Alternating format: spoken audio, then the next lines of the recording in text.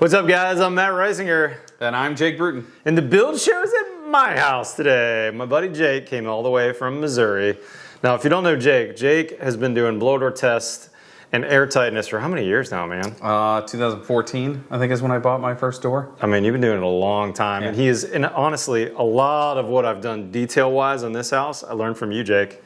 You wrote some great articles in the JLC in that 2015 period. Yeah. Then I got to know you personally. Then I visited your job sites. I followed everything you and Steve have preached. By the way, he's making videos on buildshownetwork.com. And I did a lot of those things here. And Jake's using my blower door today, and we're gonna see what our blower door result is. Our final test. Are you ready?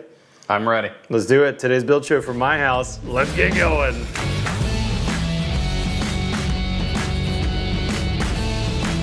All right, Jake, talk me through the blower door test and what we did to prep for this blower door. Yeah, so we have a door that a fabric door from RetroTech, fan and a manometer that replace the actual walk door to the house. The front door is right here. Yep, and this gives us the ability to take a reading of the pressure outside, the pressure inside.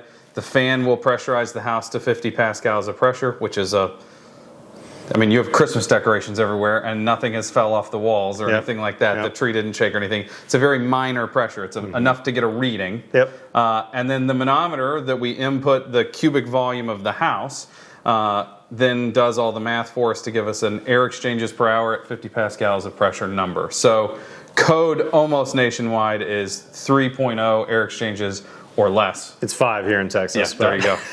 And then Energy Certified is 2.4, 2.6. Oh, is that right? I didn't know that. Yeah, Okay. so like the yellow sticker on all of your appliances, if you were going to apply that sticker to the house, To houses. one of the metrics would be a blower door score, Yep. 2.5 or under. And then the most stringent in the world that everybody adheres to is FIAS, or Passive House.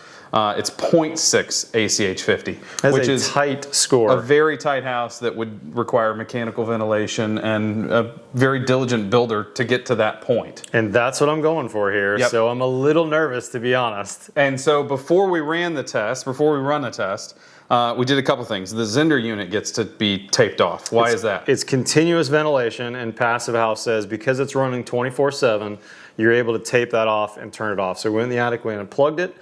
Outside the easier vent, which is an 8-inch fresh air input, I put some press and seal, saran wrap over that. And then the exhaust is harder to get to on a gable, so we taped it inside the machine. A little more leaky, or a little less perfect, I should say, but better. And then what else do we do? And then we have 4 windows across the back of the house and a lift and slide door that haven't been adjusted yet. So you guys haven't adjusted them and the manufacturer hasn't adjusted them. Yeah. They need some fiddling. Yep. They're Passive House certified windows, right? Yep. So they should be really darn close to what they are right now, but we went ahead and taped them closed. Like we blew masking tape all the way around them. So the number that we're going to get is slightly a false. slight cheat. Yeah, A slight cheat. but not dramatic. We're not talking order of magnitude different. And if they adjust really well, it might be the exact same. It's just taping it closed should be a little better than just a pressure fit for the air seal. That's right. And then we have kitchen hood that we taped over. Yeah, so my kitchen, I have a Fantech system for both the exhaust and the makeup air. Stay tuned for a video about that. On the makeup air, which allows air to come in and actually pushes air in, I've got one of these on there. It's a motorized damper, and a motorized damper is defaulted to the closed position, if you can see this one, and it's got some nice gasketing in there.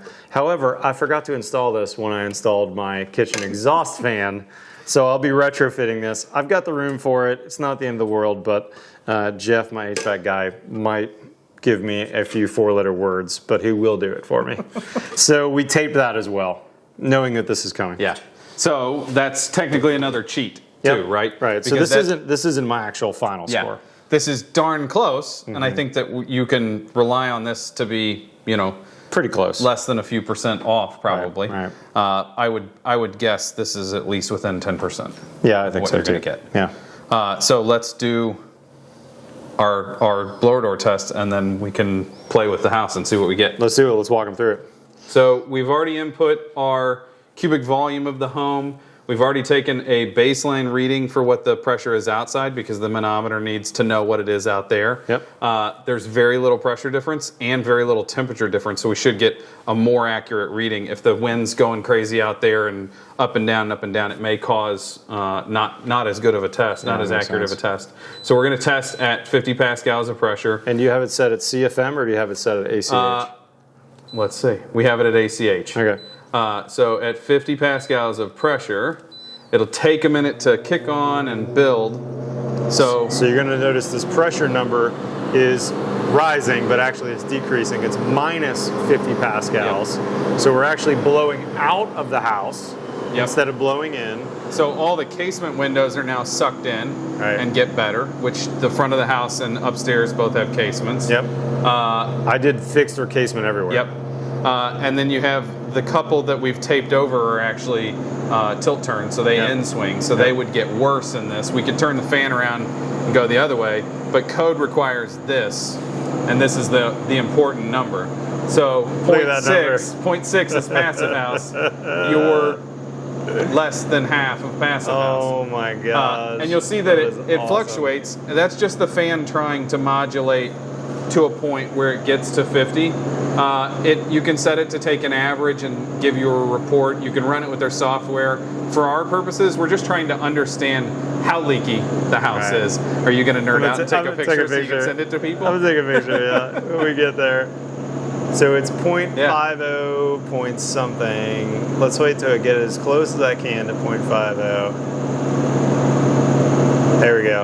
At 0.50, I was 0.2557 ACH. That's crazy, Jake. And so we're talking about a hole in your envelope, like baseball to softball size, but that's spread over the entire house. Like that's not we go one place and we lock a window and make sure that it's better. Now let's go see if we can find some of those things, shall we? And I think we should peel some of our masking and see what it does for a window that's not adjusted, causes this much. I like it. Let's do it. Yeah, let's do it. Okay. All right, so I've got 4 windows from the same manufacturer on the back here. These haven't truly been adjusted yet, or I should say I've got 3 windows and a door. We taped these closed, so let's untape them and see what the number looks like.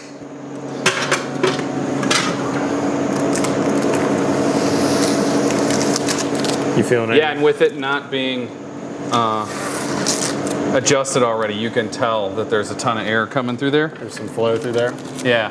Oh, yeah. We might be able to turn the fan up to like 100 pascals of pressure and get it to whistle where we can hear things. Oh, wow. I always tell people when you're looking for that problem, the easiest way to find it is your ear, or if you lick the back of your hand, this part of your skin is very sensitive, and making it wet makes you feel the airflow a little better. It is a little more sensitive than your regular palm, isn't it? Well, you think about, you spend all day grabbing tools, even just a doorknob, whatever. This side gets slightly calloused, even though it doesn't look calloused. You know, you can feel the back feel of a little airflow through there. Let's undo the other one too. Okay. Luckily, none of the paint has peeled as we've been doing this. Happy about that. Yeah, no kidding. All right, so let's go. Take that back. There's one piece that peeled right there. Shh, don't tell my wife. Good thing the painters are still here. The painter's touching up today. All right, so then let's go back to the fan and see what we get, just peeling half that. I mean, you got to assume the big door might have more leakage than those 2 windows, but we can make a direct correlation that now we're 0.33. Oh, yeah. So that was 30% of your leakage is those 2 windows that still need to be adjusted. Right. Not much at all. A real, and like you couldn't even feel it coming through all the way around the window. You could just feel it on the top end. Yeah, that's the thing that's hard to explain, Jake, is that the amount of leakage to get to passive house is so minute because you've taken care of so many details in the house that you're chasing just small amounts. And if you remember on this house too, I used air barrier prior to insulating. So I was able to even tighten it down that much more, such that the only really leakage of any consequence, of any CFM that you could measure, is windows and doors and any penetrations I've got, like exhaust fan or Zender. Yep. And I mean, you do get a little bit of leakage around this door as well, but you got to figure that once this thing is closed, you might get natural leakage through a little bit of leakage. The front door that exists, things like that. I would say I kind of adhere to Steve Basic's rule of like under 1.5, good work. Under 1, that's pretty great work. Amazing. And then you get under that 0.6 number, and you're like, wow, you guys did a fantastic. I'll give you that. I appreciate that. I'm impressed. I'm happy for you. I was honestly a little nervous coming into today how I was going to do. And I agree with those numbers. You get a 1.5, I'm going to give you a high five the next time I see you at IBS or JLC, because that's a fantastic number. You get below 1, you've really thought about it. Yep. And for me, I think I nailed all the details. I felt like I really nailed the details, but then I was honestly a little nervous when I started building this house. I wasn't thinking about passive house. I used some gelled windows and doors that were certainly not passive house, double glaze. But I was really cautious about fixed as many places as I could. And anywhere I had an operable, I had a casement. Yeah, and no double hungs. No double hungs anywhere. Yeah. And that's something that I would caution you to avoid as well if you're looking for that really low score. I've lived here for maybe 3 weeks now. And, there's been lots of negative comments through the years about your building houses too tight, you're going to kill people. Yeah. And I would tell you that this is the freshest, most clean, wonderful air I've ever been in my entire life. Yeah. This house is incredible. And so to extrapolate out the 0.6 number or the air sealing in general, you have better control over the environment, which is what you just said. The air can be filtered and conditioned, and it stays inside the house. I mean, there's a freeway not too far from here. You live in a city, and we can hear it through this, but you can't hear it when the doors are closed. Yeah. You can't breathe that air when the doors are closed because you're filtering everything that comes in. Yeah. And if that air stays inside the house, then we don't have to pay to condition new air. You know what? So it gets more. We pulled the filter on my Zender. Let's show that. Where is that? It's right here. Check this out. So Jake and I, when we were taping off the Zender has a filter, a really good filter for where the air comes in to the system. I've been in this house for 3 weeks. I bet that Zender's been running for less than a month. Look at all that junk. And this was, I wish I had a stark white one next to it. Yeah. I'll put a photo up there. This is quite dirty after a month of use. And all of that would have just been in your air inside. And in my lungs. Yeah. Right? And instead, this all got filtered out. So for those of you who say, oh, just build a leaky house and you'll be good on fresh air. No, this would be in your lungs if you build a leaky house. Whereas I was able to filter it out. And then all night long as I'm sleeping and my kids are sleeping, next to their bed, I've put filtered fresh air that's been tempered into their bedroom right by where they sleep. Yep. And I do live about, 200, 300 yards from Mopac, which is a pretty good highway. So your air is healthier. Mm-hmm. It costs less to live here. And the thing that our house is pretty similar air leakage. The thing that I've realized is that it's a lot quieter. And I sleep better. I sleep great. So I moved from a 1960s house, kind of like you, to a new well-built, or what I like to think of as well-built. And I didn't realize that our last house I wasn't dreaming anymore because I wasn't getting deep enough sleep. Deep REM sleep. There was so much noise from outside the house and the furnace kicking on and off or whatever it is. And I bet you'll notice that you guys sleep better in this house. I think so too. And the last thing I want to say about airtightness is when you seal really tightly for air, you also seal really tightly for bugs and creepy crawlies and cockroaches and ants and all those other things. And I would never tell a client, and I'm speaking to builders here, I would never tell a client they're going to have a bug-free house. We cannot promise that.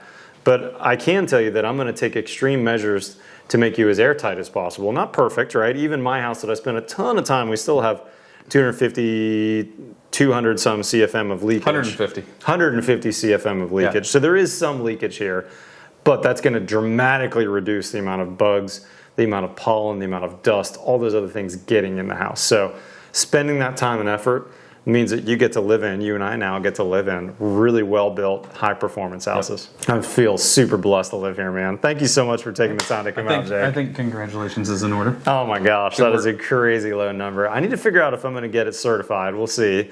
But it looks like I've got the numbers that I could get it certified. That's pretty cool. That is amazing. Guys, if you're not following Jake, Jake is an incredible second-generation builder.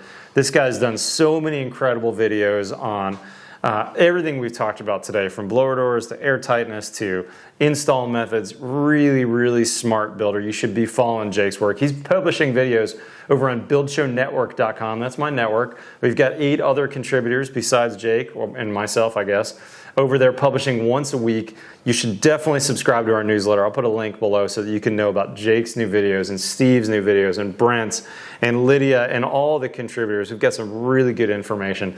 We always talk pro to pro, from builder to builder to builder, but I know that a lot of you watching this aren't necessarily builders. If you're watching this and you're not a builder and you're going to build a house, I'd recommend that you talk to your builder about what Jake and I talked about today, which is getting a really tight blower door score and then having a final test done and actually paid for a third party to do it, so that you can verify, not just I built you a great house or I built this airtight, but here's the number that shows that I actually achieved it. Anything to add on that? Trust but verify. I've heard you say that a lot. It works. It works. All right, y'all, with that being said, Merry Christmas, Happy New Year's.